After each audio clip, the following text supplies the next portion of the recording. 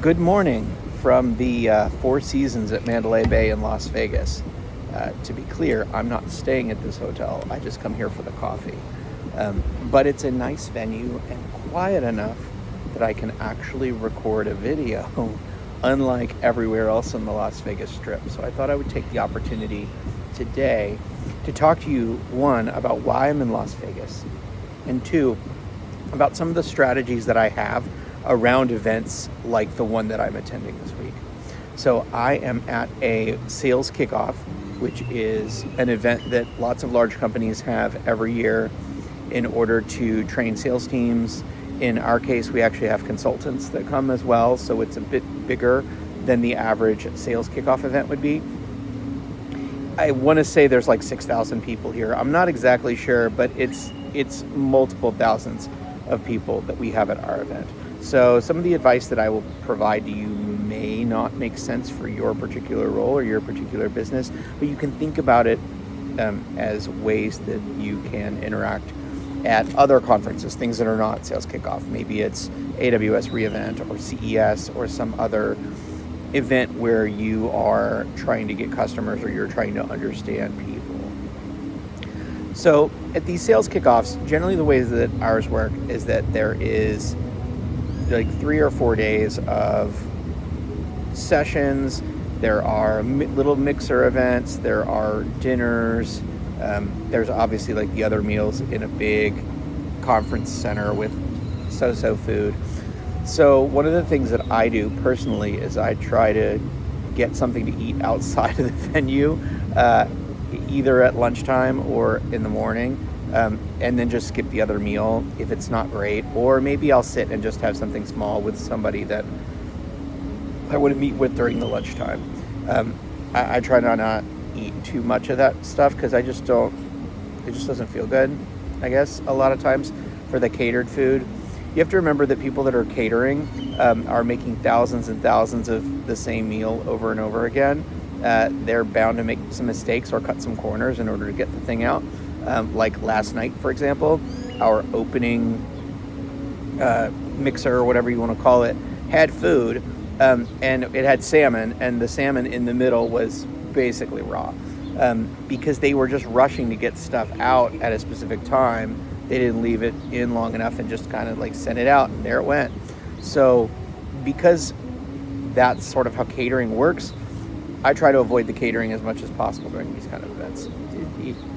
That's not necessarily like strict advice, but it's something that I think about. I also make sure that I come in with a plan. One thing that I've done over the last couple of years is volunteered to help either set up the venue or be part of a group that has some reason to show up a day early. And that does two things for you. One, it gives you a little bit of mental space to be able to plan out your attack for the week. What are your goals? What are the things that you want to do over the course of the event? And the second thing that it does is it helps put you in a frame of mind of being at a place that is completely different than where you live, and sort of getting you in the frame of mind to be doing the hardest job of your year. And I say that because there's a lot of opportunity at a conference or at an event of like this, a sales kickoff in particular, to meet people you wouldn't otherwise normally get to meet, to start projects, wrap up projects, find out who can help you on things, and most importantly, just to build a cadence and build a relationship with people that you don't otherwise get to physically see. In my world in particular, and this is true for most people that are in a technical revenue close role, you are not physically close to all of your customers. You're not physically close to all your coworkers. You're not physically close to a lot of people. I mean, I work fully remote, so for me it's maybe a little bit different than others, but there are always going to be people that you don't get to spend any reasonable amount of time with during the year that you only get to see just this 1 week. So, and getting to see them might mean getting to see them drunk, and that may not be great.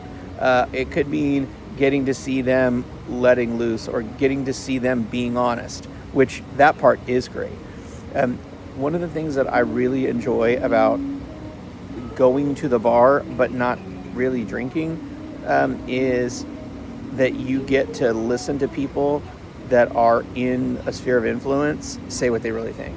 And that's pretty rare. Like, especially for me, working at a very large company, getting to see management or leaderships or the business units that I work with, it's one thing to see their communications that are out to the whole company.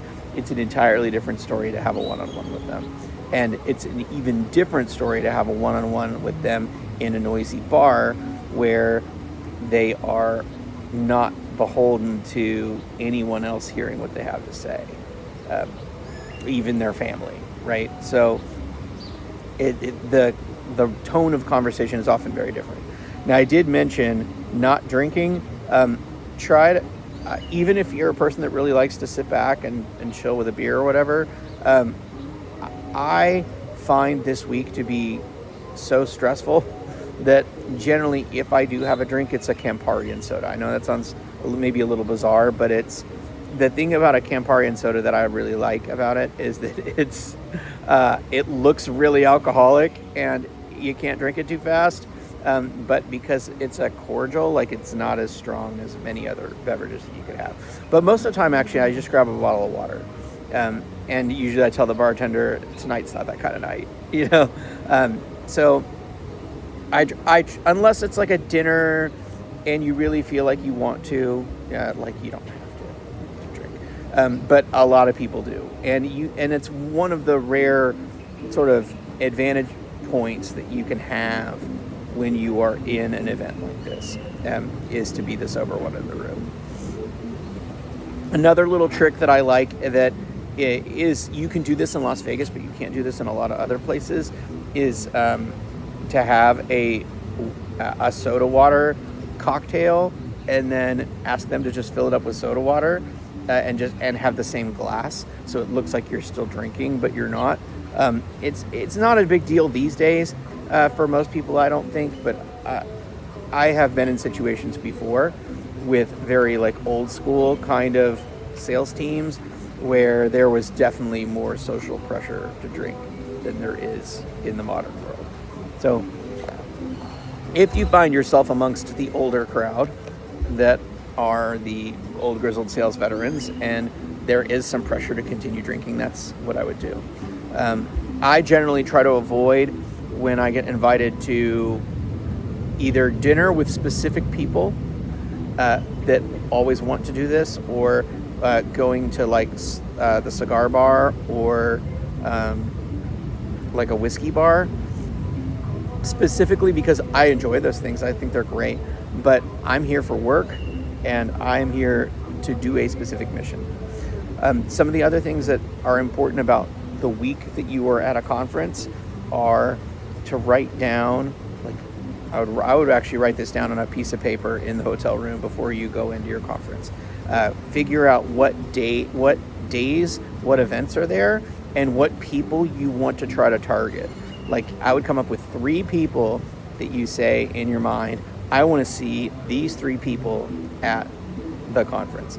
Now, it could be that they don't show up. Like this week, we've had huge weather storms that have crossed the south and southeast. So a lot of people that I was expecting to talk to today didn't make it. So that's a bit unfortunate. So I have to remake my list for the day. But I always make sure that for whatever the grand evening event is, that I have at least 3 people that I have something specific to talk about with them. And because they are people that I never get a chance to get in front of face to face, and we have some specific potential initiatives that I wanna work with, and they are in the business unit and they are relatively high up. Don't be afraid to talk to people that are like way above your pay grade. Who cares? You're at an event. They're here to meet you. They have things that they want to make sure are working well in their role, and they need to talk to people like you.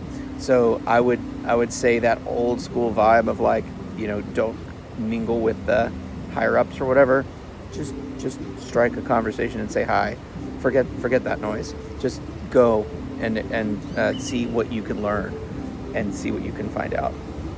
This is the opportunity that you get to know more people than your coworkers and to exert some influence, because that's what that's the reason you show up to a conference, is to exert influence. I know that sounds a little bit unusual, but the sales kickoff is your one time of the year to sort of peacock a little bit.